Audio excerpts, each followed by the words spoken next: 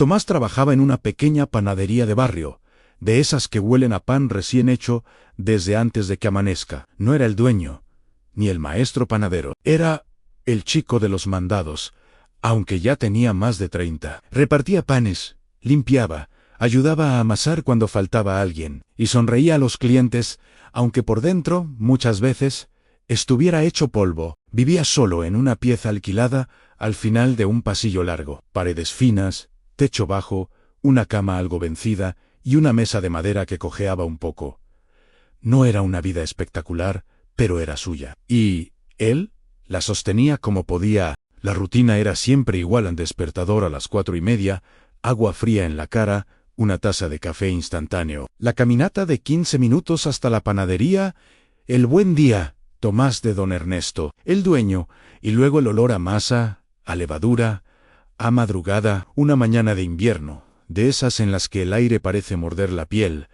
Tomás salió con la caja de repartos. Tenía que llevar pan y facturas a varias casas del barrio. Caminaba rápido, con las manos metidas en el abrigo, el aliento haciéndose niebla frente a su boca. La calle estaba casi vacía. Al doblar la esquina de la plaza, escuchó un quejido. Se detuvo, miró alrededor, nada iba a seguir.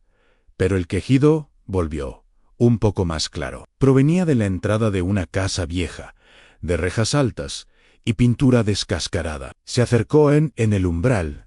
Medio sentada, medio caída, estaba doña Amelia, una vecina anciana que todos conocían por sus plantas en el balcón. Tenía el cabello gris, recogido en un rodete bajo, y un abrigo demasiado fino para ese frío. Estaba pálida, doña Amelia, dijo Tomás, dejando la caja en el suelo. ¿Qué pasó? Ella trató de moverse, pero hizo una mueca de dolor. Ay, hijo, me resbalé al salir. Creo que me torcí el pie. O algo peor. Iba a la farmacia, explicó, respirando agitado. Pero mira, ni a la vereda llegué. Tomás miró la caja de pan. Miró a la mujer. Tenía que entregar el pedido a tiempo.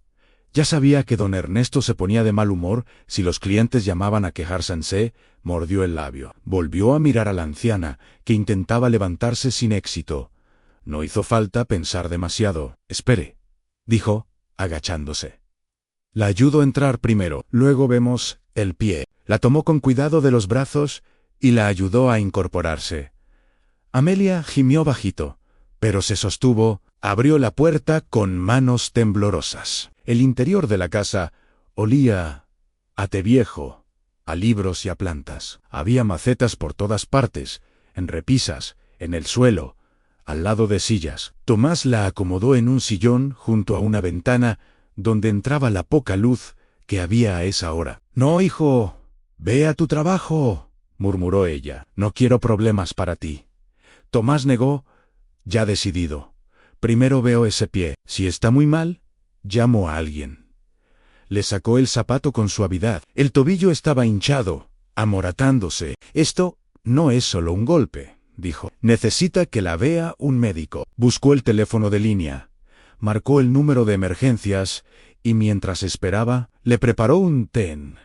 Él mismo se sorprendió de lo natural que le salía moverse por una casa ajena, como si siempre hubiera vivido ahí. Los minutos pasaron lentos, pero al fin se escuchó la sirena lejana. Tomás salió a abrir, explicó lo que había pasado, ayudó a sujetar la camilla. La anciana lo miraba con una mezcla de dolor, vergüenza y agradecimiento. No tengo a nadie que me acompañe, susurró ella. Mi sobrina vive en otra ciudad, y los vecinos casi no me conocen más que de saludo. ¿Podrías venir al hospital? Tomás dudó un segundo. Pensó en la panadería, en la cara de don Ernesto, en las quejas de los clientes, y luego pensó en esa mujer sola, en ese pie morado, en la puerta helada, a las 6:00 de la mañana. Voy, dijo, casi sin darse cuenta. Dejó la caja de pan en la casa, bien tapada. Subió a la ambulancia junto a ella. En el hospital, el tiempo se desarmó. Espera, formularios, preguntas. Tomás ayudó a completar datos, habló con la enfermera, la acompañó al pasillo de rayos X, la esperó en una silla de plástico duro donde las horas parecían más largas. Mientras tanto, su celular vibraba una y otra vez en el bolsillo. Don Ernesto llamaba. Cuando por fin tuvo un momento, atendió, explicó todo rápido, pidiendo disculpas. Del otro lado, la voz de su jefe era tensa. Tomás, el pan no espera, la gente reclama. Yo entiendo la buena voluntad, pero esto es trabajo, no una ONG. Es una señora mayor, vive sola. Intentó explicar. No estoy diciendo que no te importe, replicó Ernesto. Pero también pensá que así nos pones en un lío. En fin, termina ahí, y venite, en cuanto puedas, cortó. Tomás apretó el teléfono en la mano. Sintió culpa por todos lados por no estar en la panadería, por no haber dejado sola a Amelia, por no saber elegir sin perder. Al cabo de un rato, el médico salió con una placa en la mano. Fractura leve, dijo. Necesita yeso y reposo. Nada de apoyar el pie por varias semanas. Y alguien que la ayude en la casa. Amelia lo miró, casi con súplica en los ojos. Tomás la sostuvo con la mirada. No necesitaban palabras. Durante los días siguientes, él se organizó como pudo. Volvió a la panadería, aguantó los reproches a medias de don Ernesto. Pidió permiso para usar un rato del mediodía o de la tarde para pasar a ver a la vecina. Algunos días, la ayuda era solo alcanzarle la compra, regar sus plantas o cambiarle el agua del termo. Otros, se sentaba a escuchar sus historias, porque Amelia hablaba, y como hablaba, le contaba de cuando era joven y había trabajado en una biblioteca vieja del centro, de su marido que ya no estaba, de los libros que la habían acompañado cuando el silencio se volvió demasiado largo. La gente cree que lo que sostiene una casa son las paredes, decía, pero son las voces. Cuando ya no hay voces, los cuartos se enfrían. Tomás la escuchaba en silencio, con un mate entre las manos. A veces se reían, a veces solo se quedaban callados, mirando cómo la luz de la tarde se deslizaba por entre las hojas de las plantas. La fractura fue sanando. Despacio. El yeso, el bastón, la rehabilitación. Tomás fue parte de ese proceso casi sin notarlo, como si todo se hubiera organizado alrededor de esa tarea en estar ahí. Sin embargo, en la panadería, las cosas no iban tan bien. Un mediodía, mientras juntaba bandejas, escuchó a don Ernesto hablar con su esposa en la trastienda. No sé cuánto más podamos seguir con esto, decía él. La competencia nos está comiendo, y si sigo teniendo demoras en los repartos, peor. Tomás sintió un vuelco en el pecho. Empezó a moverse más rápido, casi tropezándose con las cajas, intentando demostrar con el cuerpo lo que las palabras no alcanzaban. Esa noche, en su pieza, se quedó mirando el techo. Pensó en buscar otro trabajo, en si tenía alguna habilidad útil más allá de repartir pan y escuchar viejas historias. No se le ocurría nada.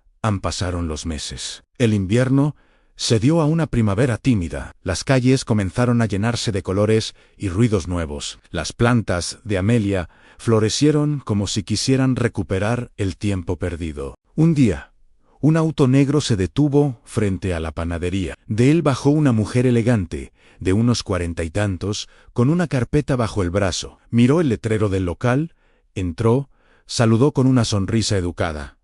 «Buen día, ¿el señor Ernesto está?» Tomás señaló la puerta del fondo. Al rato, los tres estaban conversando en la pequeña oficina. La mujer se presentó como Laura, dueña de un café que estaba por abrir unas cuadras más arriba. Buscaba proveedores de pan y factura. Dijo que había preguntado en el barrio y el nombre de la panadería de Ernesto había aparecido varias veces. «Dicen que el pan de ustedes tiene sabor a antes», comentó.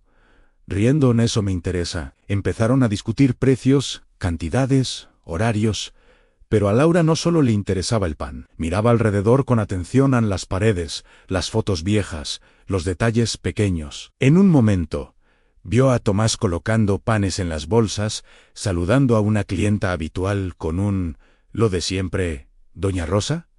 Se detuvo apenas un segundo. Sus ojos hicieron un gesto de reconocimiento, leve, íntimo, como si algo se hubiera encendido en su memoria. Cuando terminaron de hablar de negocios, Laura preguntó: «¿Y el chico de ahí?», señalándolo con la cabeza, «¿trabaja hace mucho con ustedes?». Don Ernesto asintió. «Tomás, 100 años han», Es cumplidor. A veces se complica con los horarios, pero se interrumpió, mirándolo de reojo. Supongo que tiene buen corazón. Al día siguiente, Laura volvió, esta vez, sola y sin tanta formalidad. Esperó a que Tomás terminara de atender a un cliente y se acercó. Disculpa, vos sos Tomás, ¿no? Sí, respondió él, limpiándose las manos en el delantal. ¿Nos conocemos? Ella sonrió. No directamente. Soy la sobrina de Amelia, la de las plantas, Ann, la del yeso, la que vive en otra ciudad, dijo, imitando la voz de su tía. Él se quedó quieto. Soltó, con una pequeña risa nerviosa. Sí.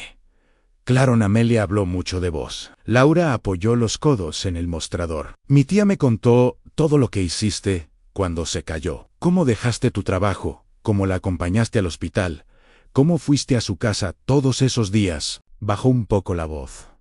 Yo no podía venir. Estaba metida hasta el cuello con la apertura del café. Y te soy sincera, si no hubieras estado vos, no sé qué habría pasado con ella. Tomás se encogió de hombros. Incómodo, solo hice lo que había que hacer. Estaba ahí, y bueno, muchos están ahí y no hacen nada, replicó ella. Vos y Ann. Hubo un breve silencio. Ella lo miró como quien toma una decisión. Mira, Tomás, Ann, en el café que voy a abrir, me falta una persona de confianza. Alguien que sepa madrugar, tratar con la gente, moverse por el barrio. Alguien responsable, aunque no tenga título. Mi tía no para de decir tu nombre. Se inclinó un poco más hacia él. ¿Te gustaría trabajar conmigo? Tomás sintió que el corazón le daba un brinco. Miró a don Ernesto, que fingía ordenar facturas pero escuchaba con atención. Miró el mostrador, las paredes, el lugar donde había pasado tantos años. Miró sus manos, llenas de harina. No quiero dejar tirado a nadie, dijo, con sinceridad, Ann, pero si me gustaría crecer un poco, a intentar algo nuevo. Ernesto se acercó, suspirando. Te lo has ganado, dijo. No voy a negarte un cambio para mejor. Además, si nos consigues ese contrato con el café, podemos arreglarnos con alguien nuevo. A Laura sonrió. No es solo el pan lo que quiero de aquí, dijo. También a él. Los días siguientes fueron una mezcla de despedida y comienzo. Tomás ayudó a entrenar al chico que lo reemplazaría en los repartos, organizó horarios, se aseguró de dejar todo claro. Al mismo tiempo, visitaba la obra del nuevo café, miraba el local pintándose, las mesas llegando, el olor a madera nueva, mezclado con el futuro olor a café. Una tarde, pasó por la casa de Amelia con una bolsita de medialunas. ¿Así que ahora vas a ser el señor del café?, bromeó ella, sentada junto a sus plantas. Tomás se rió. Algo así. Voy a seguir levantándome temprano, no te preocupes. Ella lo miró con cariño. El bien que uno hace, vuelve, hijo. A veces no como premio, sino como puerta. Vos empujaste una puerta sin saberlo. Tomás no respondió enseguida. Miró las manos arrugadas de Amelia, el balcón lleno de hojas, la luz dorada entrando por la ventana. Pensó en aquella mañana de invierno, en el frío, en la caja de pan, en la decisión rápida de ayudar. Esa decisión lo había traído hasta ahí. No era magia, no era un cuento perfecto. Era simplemente una cadena de cosas simples, unidas por un gesto que nadie le había pedido. Días después, el café abrió sus puertas. El primer día, Tomás llegó antes que todos, encendió las luces, preparó las mesas, acomodó los panes que seguían llegando desde la panadería de Ernesto. Cuando, al fin, la gente empezó a entrar, sintió algo muy parecido a la alegría, mezclado con miedo, con cansancio, con ilusión. Al mediodía, Amelia llegó de la mano de una vecina. Caminando despacio pero firme, se sentó en una mesa cerca de la ventana. Tomás le llevó un café con leche y una medialuna, por cuenta de la casa. Ella lo miró, como se mira un amanecer, después de una noche muy larga. ¿Ves?, dijo, las cosas cambian. A veces tardan, a veces duelen, pero cambian. Tomás se quedó un momento en silencio, escuchando el murmullo de la gente, el tintinear de las tazas, el sonido del molinillo de café. Se dio cuenta de algo sencillo: no estaba salvado, ni su vida se había vuelto perfecta. Seguiría habiendo cuentas, cansancio, dudas, pero por primera vez sintió que no estaba atrapado, que de algún modo, lo que había dado sin pensarlo, le había devuelto un camino que no sabía que existía. Se apoyó en la barra, respiró hondo y sonrió, sin demasiada épica, sin discursos. Solo una sonrisa tranquila, porque a veces, el bien que haces no vuelve como un aplauso, ni como una medalla, vuelve como una puerta que se abre un día cualquiera, en una esquina cualquiera, y te deja ver que todavía hay más caminos de los que creías. Y con eso, a Tomás le alcanzó para seguir, paso a paso, día a día, con las manos llenas de trabajo, y el corazón un poquito menos solo.